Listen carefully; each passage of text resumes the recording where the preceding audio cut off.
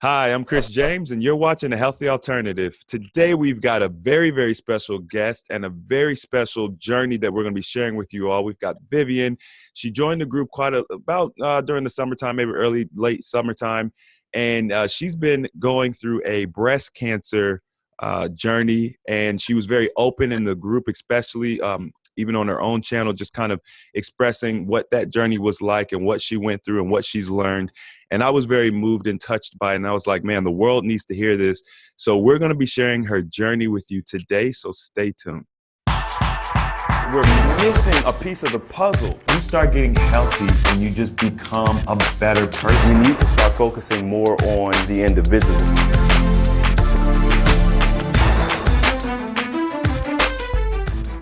All right, Vivian, round two. It is amazing to have you. What I would like to do is kind of unpack this thing from the beginning. Okay. So we're going to start before you were ever diagnosed with cancer, before you ever were really even on any type of health journey. I would just like you to kind of talk to us about like what your lifestyle was like. What were you eating? Did you exercise? Like what were your daily activities like? Okay. First of all, thank you for having me. My lifestyle was a little reckless. I did drink. I partied a lot, and I ate whatever I wanted to eat. I did eat a lot of processed foods, a lot of breads, a lot of pork, anything. I mean, I would wake up and eat a pork chop sandwich for breakfast. So I never, as long as I had like hair and makeup, I didn't really worry about what was going on in the inside of my body. I really mostly just focused on how I could fix up the outside. And I think that has a lot to do with how I ended up in the situation that I ended up in. Yeah, and that's a good point to make, and I think that's the reason. That's one of the things people, especially I feel like doctors and even maybe nutritionists don't really go into depth about how their diet and how their lifestyle affects their health. Mm-hmm. So now, fast forward just a little bit. Let's start at when did you decide that you wanted to kind of grab the reins of your health and to try and get it under control, and what kind of prompted that?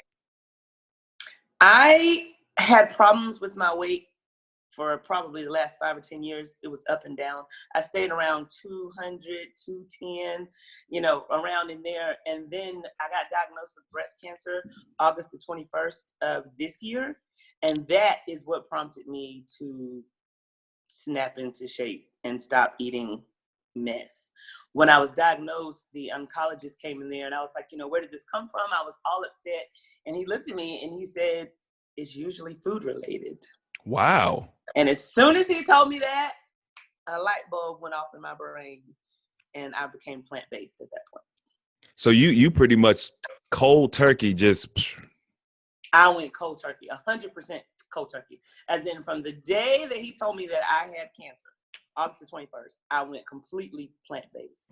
As in, if it's not in the produce section, I don't eat. Right. That's a good rule of thumb is, if you want to stay healthy, you eat on the outside of the grocery store. Yeah. I'm very surprised because I don't typically hear things like that when people tell me their stories, because I don't really have a lot of experience with doctors personally, but they never tell me, I have to take that back. The experience I do have with doctors is very minimal, but when I was dealing with my infection, they did say, hey, maybe it's dietary. It was just kind of, he threw it out there, but I didn't know that was something that they kind of, and I don't know if that's unique to your doctor, that they kind of told, it's usually dietary. Were you surprised? I was, and then I was like, what do you mean? And then he was like, well, there's a lot of hormones in the meats and in the milk and in the cheese. And he broke it down to me like this. He said, America is trying to make money. So if you are pasturing cows, you want the biggest cow you could possibly get because you want to maximize profit. So what do? You inject the cow with all kinds of growth hormones and all these other things to get the biggest cow. But just because the cow dies doesn't mean everything that was put into the cow goes away. We inject it, and that's what's killing everybody. And when he told me that, I quit. I went home and became a scholar when it comes to Immediately. Yeah. A YouTube scholar? Where'd you start looking? Yeah, a YouTube scholar. Yeah. I had, a couple of people that I had, were my go-to people that I studied under, but Okay. Well, that's I'm really taken back. I mean, I've heard some doctors say some pretty powerful things before. It's rare, but for him to really even break it down, like, yeah, they're just trying to make money and they're putting all this chemicals and stuff to make sure to fatten up the cows and you know what I mean? That's amazing. So that's really good insight. I think that if more doctors were open and honest with their patients, and maybe some doctors don't know, but if they were open and honest, I think people would have a reaction like you. Because it's like, if a doctor's like, hey, it's your diet, then you're like, okay, I know what I can do to fix this. Right. That's right. Yeah. So out of curiosity, where did you start your research, whether it was on, YouTube or whatever? How did you kind of find who you found and what were they teaching? Okay, so when I went home that night, I cried like a baby, first of all. I mean, I didn't eat anything that day. I went home that night and I prayed and I came up. I said, you know what? I'm going to get on YouTube and I'm going to research cancer origins, foods that cause cancer, what not to eat if you got cancer. And a couple of names immediately come up. Dr. Sebi's name came up. Robert Morse's name came up. And then Miss Gerson with the Gerson therapy. Okay. Those three popped up immediately. And those were the three that I followed. I've probably been following for the last 4 months. Okay. Yeah, you found some pretty good ones, some pretty powerful ones. Sebi actually was the other ones I never really like followed. I mean, I found out about them, but Sebi was the one that I kind of followed. And I know that what really attracted me to him was his results. Like, people would have cancer, they would have diabetes, they would have whatever, and he was actually helping people heal. And so I was just like, well, there's got to be something to this. Right. What about, because like there's a lot of information on the internet. Was it anything particular that you were hearing from them that kind of grabbed your ear, grabbed your attention, or you just kind of like, random, just whatever you can get? I stuck mostly, and to this day, I've stuck pretty much with Dr. Sebi, primarily because of the alkaline diet. You know what I'm saying? Because he said that, disease can't live in an alkaline body. So that's pretty much why I started following him. But he said one thing in one of his videos, he talked about the Afro mineral balance. Right. And that diet. And I heard him say, you would never take a polar bear and move him across the world and expect him to survive eating what we would feed him outside of his natural habitat. Right. And that stuck with me for a long time, and that's why I went with him. Yeah, Sebi has like an amazing personality that kind of grabs you. For sure. One of my favorite quotes by Sebi's, someone was asking him about protein, and if you watch Sebi, protein? Yeah, Sebi, he does not like protein, so he's like, "What is protein?" And he said, "If protein is so important, what happened to the gorilla?" And you have to think, it's like, wait a minute, the gorilla is literally like the strongest animal in the jungle. Muscles, it looks like a bodybuilder, and he eats leafy greens and fruit, right? And so, and then of course you think, oh, they're constantly comparing us to great apes and stuff. So it's like, okay, I'm just like, man, that makes a lot of sense. So I had to think, okay, we're eating a cow for protein, but a cow eats grass. Exactly. Yep. Exactly. Yep. And then they what they do is they try to teach us that our bodies, because we don't have 2 stomachs and all this stuff, or 4 stomachs, they try to teach us our bodies can't extract the protein from the vegetables and stuff, so we have to eat it from the meat. And it's like, nah. So when you went cold turkey. Now, when they originally caught it, what was the plan? Because I know he wasn't like, okay, just change your diet and you'll be fine. What was the plan? So when it comes to breast cancer, you'll have like 4 different doctors. Okay. So I only saw my oncologist like twice. That was the very first time I saw him, and then I didn't see him again until the very end of the whole process. Okay. I only saw him 2 times. But the plan was for me to start immediate chemotherapy, for me to have the mastectomy, and for me to do chemo and radiation again afterwards. Oh, wow. So, and the mastectomy is actually removing of the tumor, cancer? The mastectomy is when they remove both of your breasts. You can have a lumpectomy and they just remove just the tumor. But Oh, because of the amount they said I had initially, they took both of my breasts. okay. Well, that's an important point to talk about. How much did they say you had initially? They said I had 7 inches of cancer in my right breast. Okay. So not in your left at all. Right. But But they they told me it was in the entire right breast, and that if they didn't take the breast out, it could go in my lymph nodes and eventually go through my whole body. And because it was so much in this one, it wasn't going to do any good to keep this one because it was going to go there. Oh, okay. Okay. Okay. All right. So then, all right. And so now, how much time did you have between them kind of creating this plan for you and before it actually, you're going to start these therapies and things? It was going to be the next week. Oh, okay. Wow. Yeah, they told me August the 21st, and like 2 days later, they wanted me to start chemotherapy Okay. to try to shrink the 7 inches, is what they said. Because Okay. if I could shrink it, then they said I wouldn't maybe have to have a mastectomy, but I would have had to have chemo for a couple of months and Right. then have the breast removal. Okay. Okay. So then what did you decide to do? I refused it all because I wanted to go home and study first to make sure that what the doctor was telling me was correct. Smart. Because I don't believe that health is one size fits all. So the moment I figured out they were doing the exact same thing for everybody, like Right. everybody was in this exact same thing, I was like, nah, doesn't sound too kosher to me. So I wanted to go home and study. I told them to give me a week, and in a Okay. week I would come up with a decision. Okay. Mm-hmm. So then during that week, that's when you started doing the health, you started learning about the health and you changed your diet. And the chemotherapy and the long-term effects, and then I changed my diet. Okay. So how so how did you feel? I mean, I don't know how long before you started anything, but like, did you feel any difference? Did you get a chance to really get going in it? What do you mean going in With it? like changing your diet? I mean, I know you were doing the research. Did you actually get to start implementing it before you started any of the treatments? I didn't do any treatments. Oh, you I never did any treatment. never did a treatment. I immediately started using food as my medicine. I Okay. prayed about that situation and I said, you know what? I'm going to use food as my medicine. Okay. And so then how did it make you feel? Did you notice any difference in energy I levels? noticed an immediate difference. It was probably a week. First of all, I've never been somebody that could go to the bathroom a lot, which as I started to study, I realized a lot of diseases start in the gut. So if you're not eliminating waste, that's problem number one. These are things I never knew. So Right. I may go to the bathroom once every week and a half because I was eating so much junk. It wasn't going anywhere.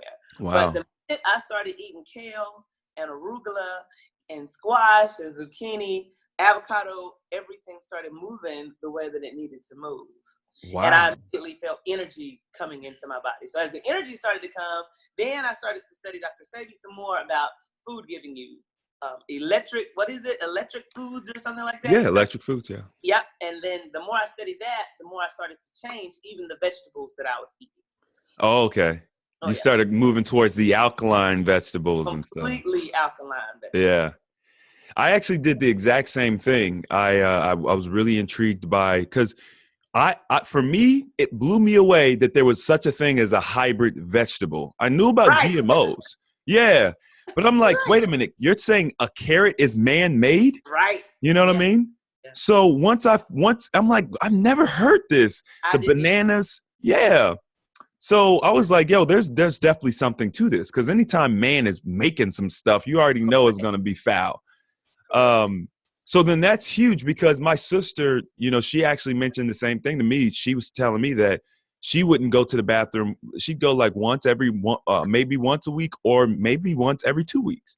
Right. And when I heard that, because I guess everybody has so many different life experiences. If that's what you're used to, that's just what you're used to. You don't really think too much of it. For me, I was like, no way, because I would go, even when I wasn't eating well, I would still go once every day or every 2 days. You know what I mean? Right. So I just didn't even understand how she could do that. Yeah. So that's a huge thing. So for those who are listening, if you're only going, once a week or anything like that, if you're going anything less than really once a day, it's definitely something that you want to focus on, because you really should be going after every meal, Right. technically. Mm-hmm. Mm-hmm. Okay. So you changed your diet. You saw a major improvement in digestion. You saw the energy start to come back. I know we didn't really, did you have any skin issues or anything like that? I did have a lot of skin issues. I had something they call POS syndrome, where Okay. your face would be like kind of dark, like right up in here. Okay. And polycystic ovarian syndrome, I think, is what they had diagnosed me with before then. And so I had that really bad, and I had my blood pressure was high. I mean, I had all kinds of stuff going on. But I'm gonna tell you, in about 3 weeks, all that went away. My skin started clearing up because I wasn't eating any sugar. I cut sugar out completely. Other than natural sugar from the fruit, Right. I didn't eat anything with any artificial sugar. Wow. And it's crazy that how quickly it seems like your body was just waiting. It was. I felt like it was. I felt like my body was thanking me. And then, I would wake up in the mornings and I would have a lot of joint pain. Or I would get up and go to the bathroom in the middle of the night and my feet would ache and my hands would be tight. Every single bit of that went away within about 2 weeks. Okay. You had a lot of swelling. I did. A lot of inflammation. A lot of inflammation. Mm-hmm. Did you learn it? Because I know doctor said, well, I don't know how much he talks about inflammation, but I know some of the doctors. Did you learn anything about inflammation through this? Did. Mm-hmm. I did. I learned that inflammation comes a lot from food. I learned a lot about mucus, coming from cheese and all kinds of things that I feel like the doctors should sit you down and talk to you about. And I think it would influence some of the decisions that we make. Oh, 100%. Yeah. And it would influence their bottom line too, because people start. Sure. But then I heard Dr. Morris say that in the beginning, almost all of the medicines we took came from plants. Even still to this day, a lot of them come from plants. So I was like, well, maybe I could just ingest these. Of course, I take herbs too. When I first got diagnosed, I went and looked up all the cancer-fighting herbs, and I put my own formula together and started taking those. But very nice. Yeah. The one thing I like about you is how you empower yourself. You know what I mean? Yeah. Like through this whole process, I mean, we spoke a couple times, but you always, you never allowed yourself to just be a victim, and you never just allowed doctors to tell you about your body and, what was going to happen and how things were going to go down. And that's something I think that's very important for people to understand is like, yes, they are the professionals. Yes, they're supposed to be the experts and but your body better than anyone. Right. And if something doesn't sound right, like if something doesn't sound appealing to you, especially if the first thing they're telling you is go get a cancer, a surgery or some very expensive treatment, you have to double check that. And I'm going to tell you, one of the things that when I started doing my research, I realized how much chemotherapy was.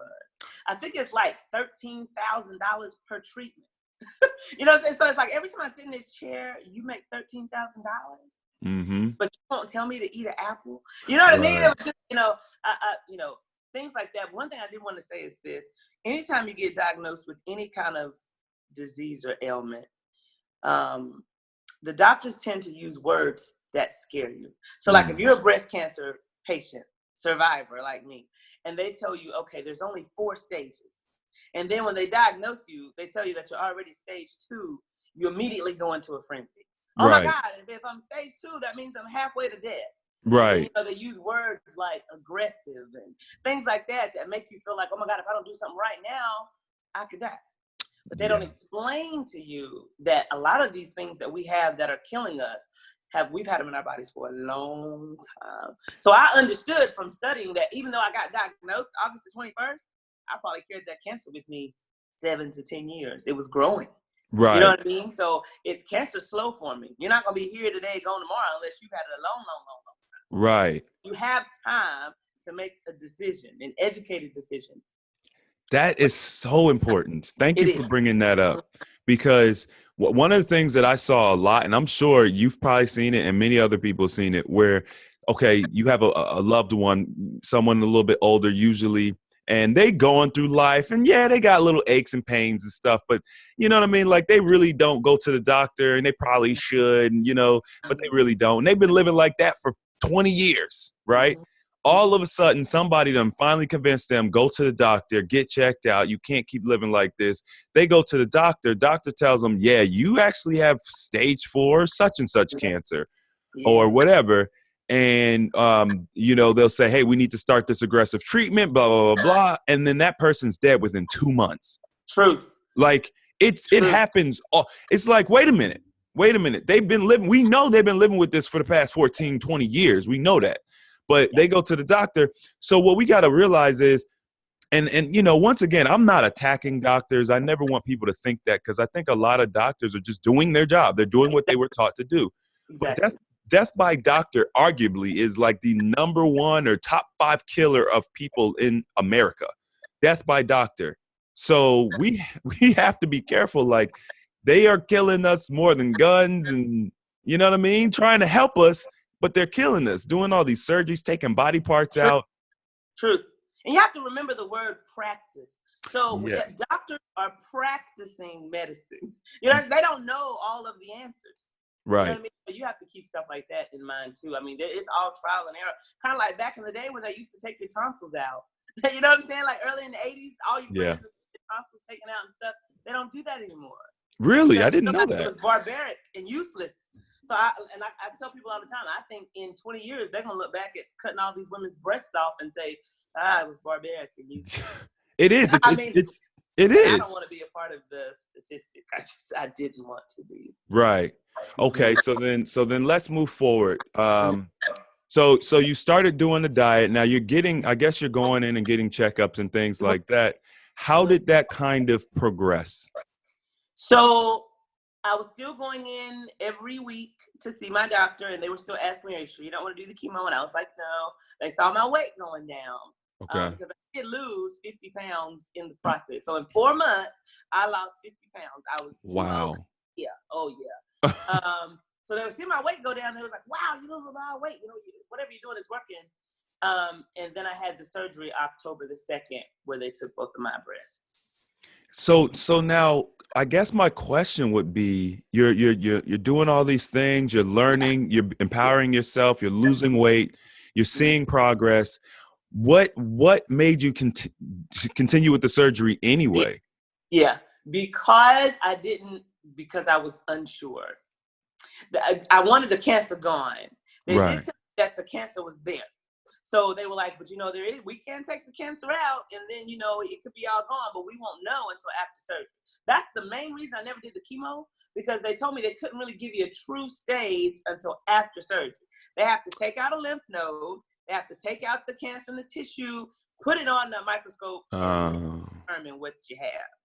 So I went through all of that, and when the pathology report came back, in 6.5 weeks, I went from 7 inches of cancer to only 4 millimeters. Wow. Which, like the size of a dot, was all they found in my wow. And we don't use millimeters in America, but millimeters is like. That's all it said. That's what the paper said. Oh, wow. When I went back for my post-op visit, the doctor, him and the nurse, they were so apologetic. They were like, but we still think we did the right thing by taking your breast off, and we do want to get you into the chemo. That's when I started. Wow. I was like, wait, and you still want me to do chemo? Wow. All of this. But, I asked him, I said, so do you think that my diet changes could have made this shrink? Right. And he said, there's no way that it shrunk like that in 6 weeks. So then you got one or two options, right? Either the diet made it shrink, or y'all messed up in a big way. And owe me $20 million. In my mind, I was thinking, so if that's not the case, then you owe me $20 million. So straight up. Yeah, that's exactly what I was thinking, because I just went through a whole lot for nothing, because they don't even take your breast for 4 millimeters.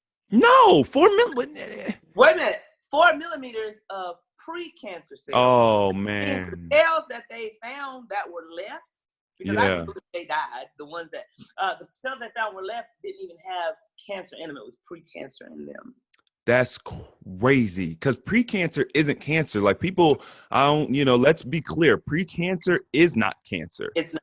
It's like an early stage. Basically, what precancer is, the way he explained it to me, is just an abnormal cell. Right. That's all it is. Right. So all I ended up having left after those 6 weeks was abnormal cell. So I went home again, like, can you cure cancer in 6 weeks?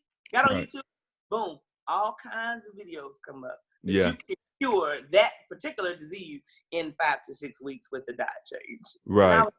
Wow, I think I really did it.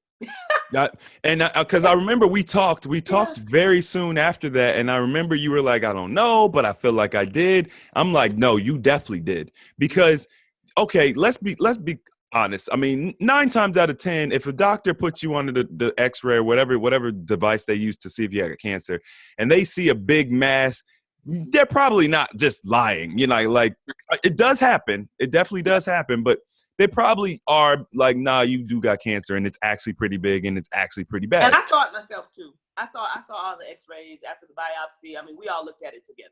Right. Mm-hmm. So the reality is that they can't say, yes, your dietary changes helped, right? But that's exactly what happened. I'm 100% believer because I've seen it. You're not the first person. You're the first person I've got on camera. A lot of people are really shy. They really don't like, but that's why I was just like, man, people need to see this. They need to hear this. Yeah. So here's my other question. Before they did the surgery, did they do another scan to no? That's the one thing that I regret out of the whole situation, was that we didn't do one more test. So I did the regular test. I did the mammogram, which came back abnormal. So they was like, hey, we're gonna have to get an ultrasound. I did the ultrasound, and they thought they saw cancer. So then I had the biopsy, and it was like, yep, for sure, it's cancer. It's got to go. And then that was the last test that I had. Was it a monetary thing? Because I know those tests are expensive. Oh, they're super expensive. I think, to be honest, I think they saw what they saw. But I honestly believe that the change of diet really did take care of the issue. Absolutely. I saw it there too. I saw it too. Right. I mean, I don't know. So I don't know. Well, that's all right. That's okay, because you know what I mean? At the end of the day, the whole point of this interview, and I think, you're kind of doing your own journey where you're sharing this, is to make sure that this doesn't happen to anyone else who's willing to listen.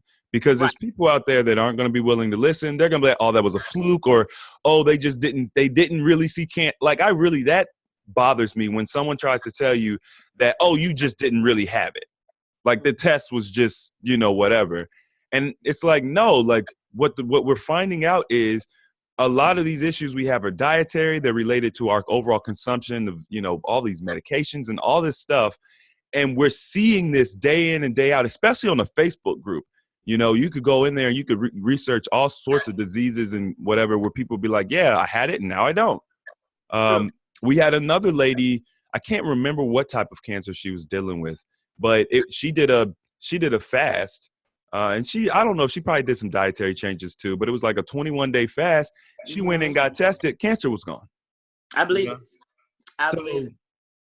So that's. I also had a hepatic cyst on my liver too, that went away after all of this. Just another. Yeah. So. Right. So the cyst was gone. You lost 50 pounds throughout this process. I did. Did your digestion improved? Mm-hmm. I'm gonna go ahead and put the stamp on it. Healthy alternative stamp. She beat cancer. I did. You know what I mean? And I did. I did take some herbs also. So I was eating right, but I was also taking some specific herbs also to kind of help me, rebuild my immune system. Absolutely. And I started exercising, because things I didn't know, like your lymphatic system doesn't move by itself. Right. You know what I'm saying? It doesn't have a pump like your heart to pump your blood through. So without exercise, it kind of just sits stagnant. Things I didn't know. You know what I'm saying? So even if you do have some disease, you would need to exercise to get it to pretty much run through. Just things I didn't know that I learned, along the way. And that's good. I mean, like you said, you said a couple good things. You said, you've got time. That's the one thing people need to, first of all, mindset, right? Mindset is huge, because if you think you're going to die, you got to remember how powerful the mind is. The mind will create a way for you to die. Like, so you can't be negative, and you have to take your time, really research alternatives. I mean, even in general, like when we're dealing with our car, or even maybe like a lawyer, any kind of service provider, we always get second guesses or second estimates. I took my car to the shop down the street. They wanted to charge me $2,000 to do a repair that the shop maybe a mile down the street was like $1,700. And then I took it to another spot and they're like $1,500. And it's like, why am I getting all these numbers for it's the same damage? It's, you know what I'm saying? But that's what we do with our cars, but we don't do it with our bodies. It's like we go to one doctor, he tells us boom, boom, boom, and we're like, okay. And whatever he says, we just do. That's true. So, yeah. So I'm curious, right? You're having this conversation with the doctor after, they've taken, they've done the surgery. They've said, okay, so we only found precancer. And then they still suggest that you get the chemotherapy. Why? He said because of my age. So I'm 40. And he said because of the length of time that I could continue to live, that the cancer could come back, and that the chemo, any cells that could have got away, the chemo and radiation would stop them. But here's it was a preventative measure for me. Right. Just in case. But here's the crazy thing about it, right? Because he admitted that they only found precancer. So what? So we treat precancer now with chemotherapy? Like, well, he said there were still cancer cells there. But from my research, we all have cancer cells. You either grow them or you starve them. So I was okay with that. Just this is kind of my take on cancer, because I don't really talk about it much. I don't get the opportunity. Like I said, you're the first one that we've had on the channel, and I really don't like talking about things where we don't have a good example or whatever. So I'm gonna put this out there.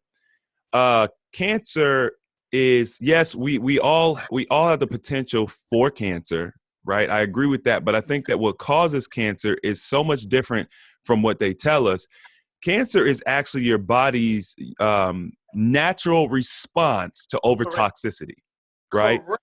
And then, yes, that's absolutely the truth. Right. So when you think about the language, the war on cancer, that's actually, the language is very tricky. You actually don't want to fight cancer. You actually want to work with it, in the sense that cancer actually only eats toxic material. Right? Like, that's why when you continue eating the McDonald's and the Snickers and the ice cream, it gets worse, right? But because it only eats toxic material. So if you stop putting that stuff in your body, you take some herbs, flush your system out, detox, that's very important, which is, what you've kind of pointed out. Then it goes away and your body just goes back to normal, and it stays on standby until, you know what I mean, you mess up, you overtoxify, and then it comes back. But it's a life extending process. It is. It's hard to say this, but without cancer, we die. Like, it's kind of like with fat. The fat does the same thing. It is a protection mechanism. A lot of people don't realize that if you're really, really like skinny or slim, but you eat like crap, you're actually more toxic than someone who is overweight and eats like crap. There's these things called POPs, and they're pretty much just, it's like it's a level of toxicity in the body, and people who are slender or whatever, and they don't have a lot of fat, they have a higher concentration, which makes sense because the fat has water, and the cells expand, and it can absorb those toxins and kind of store it, really. And it just keeps it from really just killing you. Our body is constantly going through this state of healing and truth, right, restoration. Truth. So okay, so you refused the chemo, I'm sure. I did. Okay, so because you know what, actually, because when we were talking, I think you were still I was debating the radiation and the field. Right. Okay, so I'm happy to hear that you decided not to go with it. Tell us about life now after, the surgery and everything. How do you feel? And I feel like a completely different person. You know how people be like, I'm woke. That's kind of how I feel now. I feel like I'm woke. I feel like first of all, I feel like I'm half of myself physically. Number one, I have a lot more energy. I'm a whole lot lighter. I just feel much better mentally too. And a lot of my mental insecurities went away once I Wow. started to empower myself. There's a lot of things that come with weight other than just being fat on the outside. I mean, it does something to your brain mentally. And when Right. I lost that weight and when I fought the cancer, I empowered myself to just be a different person. So now I go around trying to, empower other people to take the same steps. And there's different kinds of cancer. So I don't know if they had told me I was stage 4, maybe I would have done the chemo. I don't know. I don't know. But, I spend a lot of time trying to encourage people. Now, my life is different. I want to be a fitness coach. Before you couldn't get me to walk from here to the mailbox. You know what I'm saying? And so in 4 or 5 months, I went from being 200 and almost 10 pounds to, 158. And now I want to become a fitness coach and teach people nutrition as well as exercise, because nutrition is number one. One. Yes. So it is.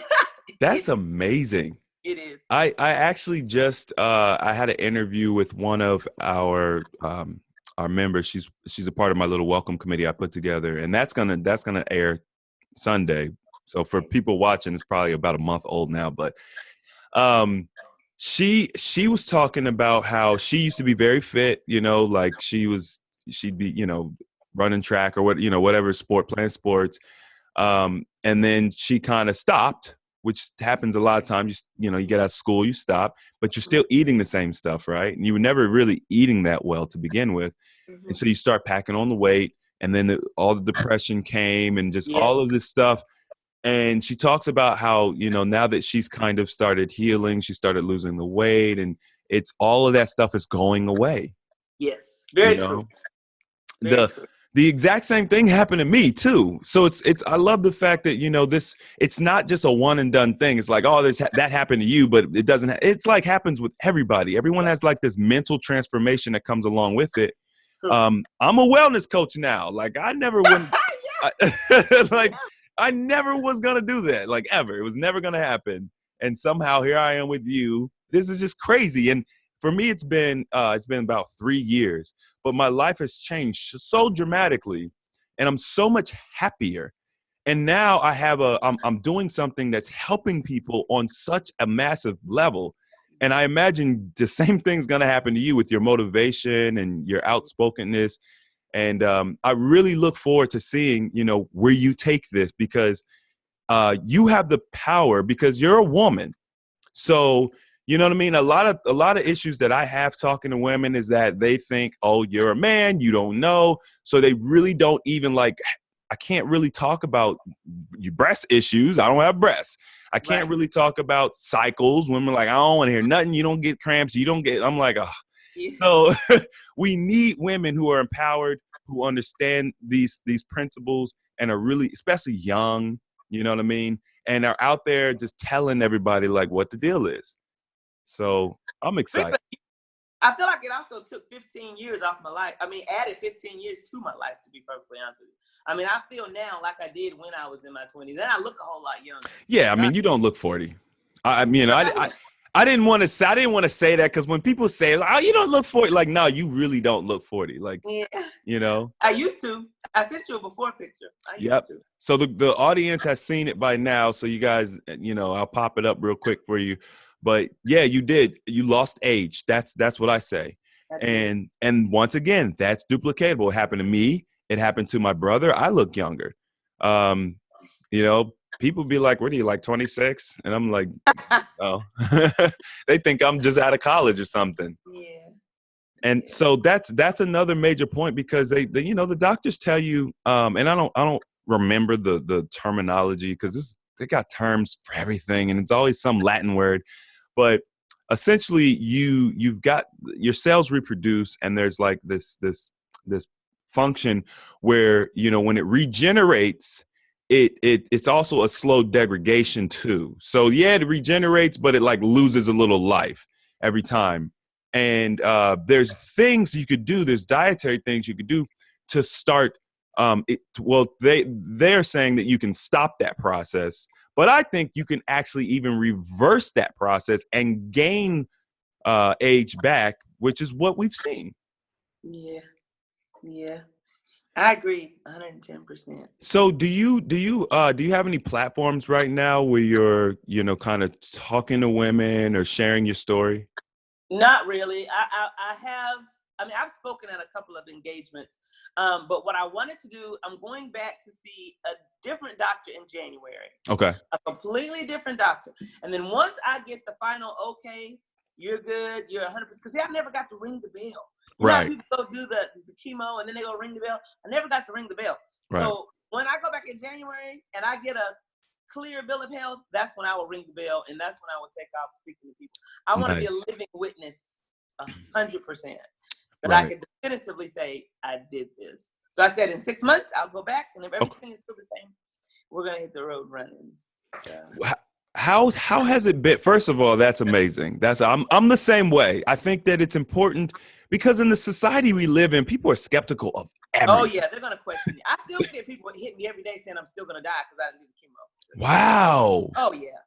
Oh yeah. That is, it's insane to me how negative people are programmed to be. Mm-hmm. Go ahead. I was just gonna say, I even had a lady tell me that eating plants was not healthy. She was like, going on a completely 100% plant-based diet is just unhealthy. It's unhealthy. Your body can't live like that. Yeah, we've been brainwashed. Mm-hmm. The same thing happened to my brother. He had diabetes. Within probably about 6 to 8 weeks, diabetes, all the symptoms were gone. Right.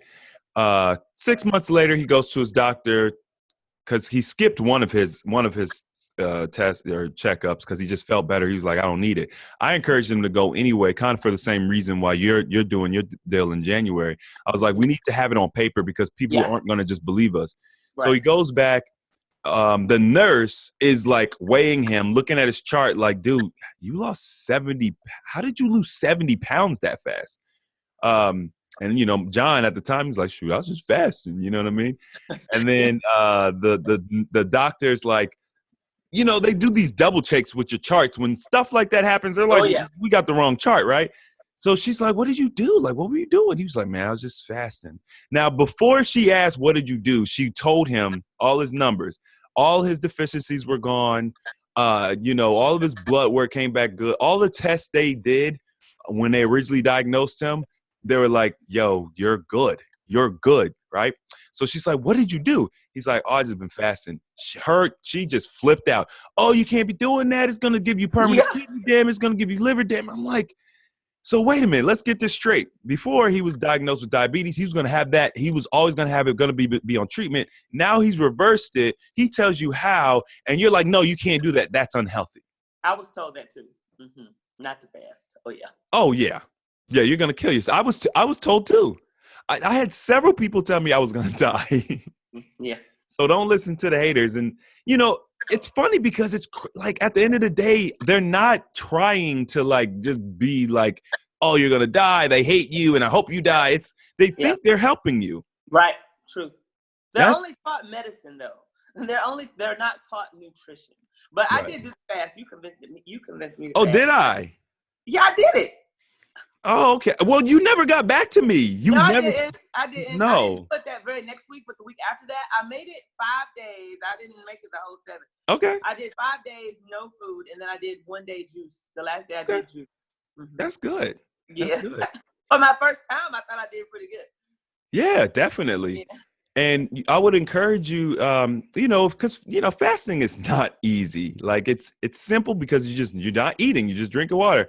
But much easier route, especially getting started, is juice fasting, right? So you do fresh squeezed juice, and it's much more tolerable. You usually want to do it longer because it's in my opinion, it doesn't work as quickly as water fasting, but it's more tolerable. Let me tell you something though.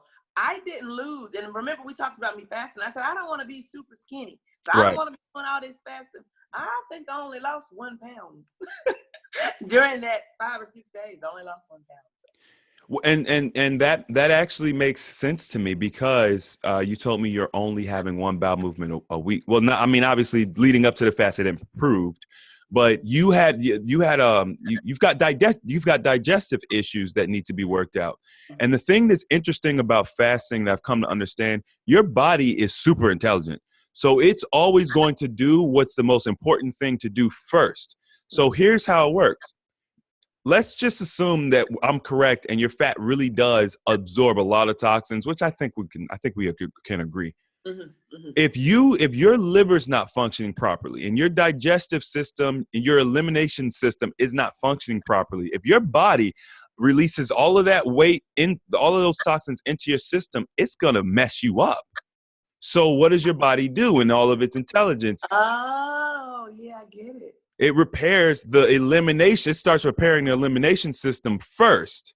So you may not see, and that's why I try to tell people, like, fasting is like a fingerprint. Every fast you do is unique, right? Even as an individual, going from fast to fast, you're going to see different things happen. So I try to give people, on average, this is what typically happens, but there's no guarantee, because your body's going to do what's most important first.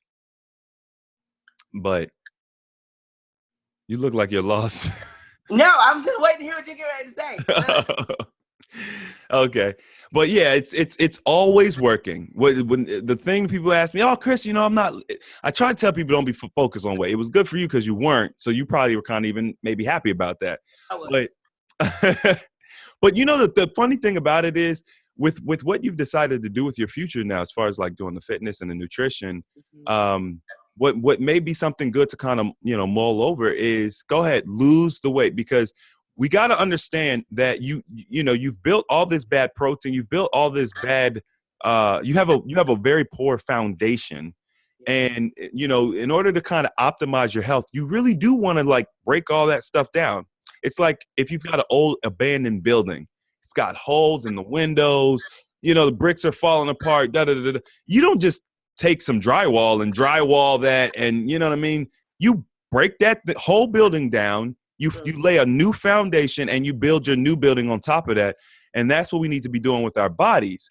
So while, yes, it's not, aesthetically pleasing for a lot of people because mentally we're not there, health-wise, it's really good to just go ahead, break that thing down, build a new foundation. And then with your health practice and your fitness practice, you build that back up and you have a brand new building. So that's my encouragement. That's what I do. I speak about what I do. I don't know if I did a month fast in November. Mm-hmm. I lost a ton of weight, more weight in that month than I ever had lost in a fast. I noticed it in the video when you broke the fast with your exotic fruits. I saw that. Yeah. And so, and now I'm going to start building my weight back up. I'm going to start doing exercise and, it's going to take me a while, but my body is going to be so much better for it. So yeah, I'm uncomfortable now. No, I don't want to look like a stick. Like people be like, oh, you're so skinny. Why are you doing that fasting? I'm like, cause I want to be healthy. It don't got nothing to do with weight. Yeah. And you might be surprised. And that's what you told me too. That's what you told me too. Yeah. Yeah. I never want to discourage people for fasting for weight loss because that's always a good thing, but it's a byproduct. The weight loss is a byproduct of you getting healthy. So, you could look at, there's guys like John Rose, right? He's like really big on juice fasting, and he juice fasts all the time. And yeah, he's a I wouldn't say he's a slender built guy. He's like an athletically toned guy. But he doesn't look unhealthy. And he's like 60, 70 years old. Your body adjusts to that. And then eventually, you could do it. And it's like, you don't have to. I still feel like I could lose a good 20. I could still lose a good 20 and be around, 138, 140-ish and be just fine. Absolutely. I mean, absolutely. It's a mental thing. Even for me, because when I was like, I was probably about 190, and I'm like, look, I'm doing this next fast. This is probably like 2 years ago. I'm doing this next fast. I'm like, if I get down to 170, I'm out. There's no way I'm not going to be 170. I looked terrible because I was 170 years ago when I was a kid. And what happened was I was working 2 jobs and I was stressed. And so I looked really, really bad. It's so funny. I did get down to 170. And I didn't look the same as I looked when I was 24 at 170. I looked different. I still looked healthy. And so what's important is how you lose the weight too. You'll be surprised. You might even like the way you look. Well, I've hit a plateau now for whatever reason, and I'm still eating the exact same food, and I'm not losing any weight at this point, and I'm still completely plant-based. Can we briefly go over what your diet is like? I'm curious. Oh yeah, okay. So in the morning, I make me so first of all, I intermittent fast every single day. I don't eat until noon. So I don't eat from about 7:30 till noon the next day.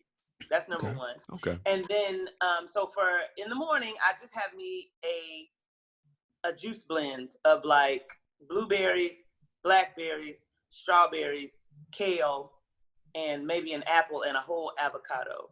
And that's what I have for breakfast every day. And I have that about 10 o'clock. I wake up in the morning, I drink a whole thing of water, black seed oil, and then I don't eat anything till about 10. Then 10, that's when I drink the juice or whatever. And then I eat my lunch about 12:30 or 1 o'clock. For lunch, I'll eat some kale, arugula, some black olives, some walnuts. Maybe a huge salad is what I'll eat every day. Yeah. For my dressing, I'll usually put some grapeseed oil and a little bit of vinegar on it and kind of, mix it up, and I'll eat that. And then for dinner, it'll be usually about the same thing, maybe like a squash and zucchini medley, and I'll eat like a thing of fruit. And okay. That's my life day to day. You're doing it really clean. You're doing it really clean. Yeah. But you got good motivation. Yeah. And I couldn't do this before that. I'm not gonna lie to you. Before I got diagnosed, you would never have gotten me to eat the way that I'm eating now. Right. So yeah. It took a life change for me to do that. Well, it sounds like you're doing really well. One of the things that I've talked about before, and I know that your focus isn't weight loss, so it's not the big of a deal. But I do want to kind of say, detoxing is important. Okay, because you mentioned that with the herbs, you're taking the herbs. The herbs, what they usually do is stimulate organs and systems to detox. Okay. And so what people don't do a lot of times is that they don't really spend enough focus on the detox. So it's like first you have to make a choice to change. You have to stop putting the crap in your body. Then you need to actually really get in there and scrub your body out. And then in the process, obviously, you change your diet. So now you have this new diet that you're eating, and that's what's going to help you continue to see the progress. So it happens with a lot of people, and I'm not saying that you're not seeing progress, because not seeing weight come off on the scale doesn't mean you're not having progress. I always tell people, tape yourself, because what people don't understand is our bodies are very dynamic. So you can actually either weigh more or weigh the same, but your waist is slimming, you know what I mean? Your thighs are slimming, and you look better, you look different. So always tape yourself. But yeah, I would definitely focus on detoxing. And of course, that's where the long-term fasting comes in, or juice fasting. Long-term juice fasting would be good too. And okay, so maybe I'll try a juice fast coming up, because I'm still learning. So I'm more than happy to take suggestions. So maybe I'll do a juice fast coming up the first of the year. Yeah, juice fast. Also, and if for those who maybe they're not ready to do a juice fast or whatever, because if you're not used to it, even juice fasting can be a challenge. The other thing I love promoting is the Andreas Moritz liver and gallbladder flush. That's the name of the book. And it's basically it flushes out the liver. And if you have gallstones and you do it long enough, it can also remove gallstones.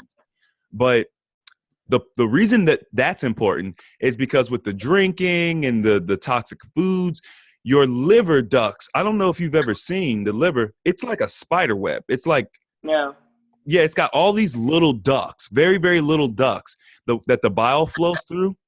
And the bile is like super, super important, has many, many different functions. But what happens is with all the crap we eat, those little ducts get gunked up. The bile can't flow through it properly, and it shuts down systems, or it starts to damage systems in the body. So the liver and gallbladder flush is huge. And I saw I was fasting and I was doing all this stuff. And I saw a noticeable difference in my health and my digestion after I started doing those flushes. So I always suggest those too. It's funny that you said that because about 6 months before I got diagnosed with breast cancer, I had my gallbladder taken out. It burst. Just another example of junk, not going anywhere, overworking other organs, and all this stuff was a domino effect for me. Wow, I didn't know that. Absolutely true. Absolutely true. Probably could have kept gallbladder had I not been eating all that, man. Absolutely. And that's the sad part about it, is that the doctors, most of them don't know. Some of them do. Honestly, some of them do. But, that surgery is... I would have changed then had I known. I would have went way back. I would have changed then. But. And that's the thing. Now that you mentioned that, that's weird to me that they had you in there. They're looking at your gallbladder, and it's like, what? Oh, you know what? Here's the problem with, I think, the mindset of health practitioners sometimes. Because of the way they're taught, it's like the body's like a car. And so you have an engine, that's one part, and you have a transmission, and that's a completely separate part. And as the different parts break down, you only repair that one part, right? If they really understood that the body is an entire, it's one organism that works together, then if the gallbladder bursts, you got problems other places. Oh, for sure. Period. And so they could emergency surgery. Yeah, if it bursts, oh man, that pain, I don't even know. Like, well, I'm gonna tell you, I was throwing up green bile, like literally, like I out of my mouth, and I passed out and was taken to the hospital. Had emergency gallbladder surgery. Yeah. Wow. Yeah, junk. So you saying that? I mean, it's very, very true. It all works together. So. Well, then I would definitely suggest, in addition to the juice, I would definitely suggest that you take a look at that flush, because it's really good for people who have had their gallbladder removed, because one of the main functions of the gallbladder is to store bile. So you're still going to produce bile, but you want to make sure your liver's functioning as well as it can, and that flush will help to increase liver function. Okay, so I'm gonna check it out. Excellent. Well, before we kind of wrap up, I wanted to give you an opportunity, if you want, to kind of go over any lingering thoughts, any, words of wisdom, anything that you have that you kind of want to share with, ladies out there that are dealing with breast cancer. My only words of wisdom would be to study your own situation. As soon as you get the diagnosis, go home, meditate, pray, whatever you do. Clear your mind and begin to study. Find out exactly what you were diagnosed with and begin to study that. And just to know that you've got time. You don't have to make an immediate decision. Don't let the words aggressive scare you, stage 2 and 3 scare you. Study to show yourself approved, and do it that way. That would be what I would tell. That's what I'm going to preach to everybody. You've got time. Don't let the doctor scare you into making a horrible decision. And then that's what it is. It's a horrible decision. Yeah. So, all right. Well, I think that I've cleared the air. I got all my questions out there. I'm really excited for you. I'm really excited to see, the lives you touch in the future. And I'm hoping, maybe we can get together, do something else. We'll see what the You're in California, right? I'm in Texas. Oh, you're in Texas. Yeah, I need to come to Texas. Yeah. You're in Atlanta? I'm in North Carolina. Oh, you're in North Carolina. Okay, I was gonna say. Oh, okay. I got a lot of family out there and stuff, and I know that I'm gonna be in Atlanta eventually. I thought you were out there, but yeah, I'm gonna be setting up some events in the next year. You know what I mean? So who knows? I mean, I would definitely say that I'd like to have you come and talk at one of my events. I definitely would. Just let me know when. I'm on the way. Excellent. All right. Well, we're going to go ahead and wrap this up then. I really hope you guys enjoyed this one. You got something beautiful out of it. Make sure to comment if you have questions, if you want follow-ups, whatever you need, whatever you want, hit that comment box. Let us know. Check out the Facebook group. If you're not on the Facebook group already, Vivian is in the Facebook group. So I know you guys are going to be asking, how can we reach her? That's one way you could probably reach out. Do you have any other outlets where you could be reached? No, I'm just on Facebook. I mean, I have 5 Facebook pages, but I'm on Vivian Cash 2 is the one that I run every day. So Vivian Cash 2, Vivian Cash too. So if you And guys want Instagram is Vcash on the radio. Vcash on the radio. Yeah. Okay. So yeah, if you want to get up with her, ask her any follow-up questions, that's how you can reach out. Yeah. Join that Facebook group. It's an amazing group. We're 20,000 strong. It's the most positive group on Facebook. Like, I'm putting that out there. It's amazing. It is. Make sure to hit that like button if you guys like this video. If you want to see more videos like this, don't forget to subscribe, hit the notification bell so that you're alerted. And I'm going to go ahead and sign off. It was really, really beautiful having you here. Thank you so much for your time. And as always, the application of knowledge is power. I'll see you guys next time. Bye.